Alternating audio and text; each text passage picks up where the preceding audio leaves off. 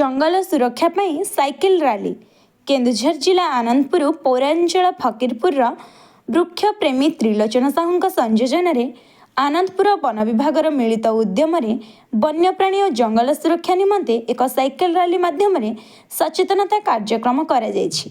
एही cycle rally Anandpur अंचल विभिन्न गाँ परिक्रमा करी किपरि जंगलर निया को रोका जाई गछ एवं वन्यजंतु मानक सुरक्षा दिया जाई परिबो एवं गछ लगाई परिवेश प्रदूषण को रोका जाई परिबो एही स्लोगान दे लोक को सचेतन कराइथिले।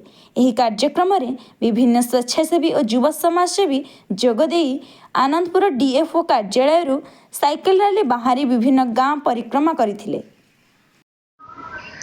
जाओ आमर अंचल त्रिलोचन बाबूंकर द्वारा जो ये सचेतनता कार्यक्रम आरंभ कर आम डिपार्टमेंट तरफ धन्यवाद अर्पण करुचु एवं यही कार्यक्रम जे किछि दिन धरी गाँव लोक मानकु ये जो जंगल एवं परिवेश एवं ये जो निया दाउरू जंगल को केमती रक्षा करा जाय परिबो ताहारी उपरे सचेतन कराइबे।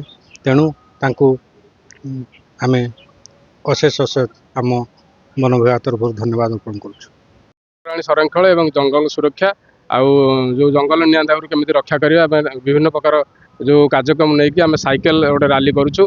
आम देखुं 10 ରୁ 12 पिला विभिन्न स्लोगान सहित आम 10 ରୁ 12टे गाँ आज परिक्रमा करूँ एवं विगत दिन में आम विभिन्न सचेतनता वार्ता लोक सृष्टि करूँ।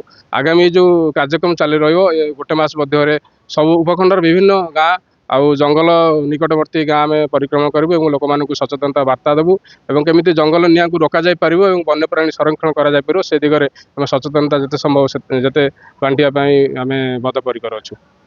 Bureau report time TV.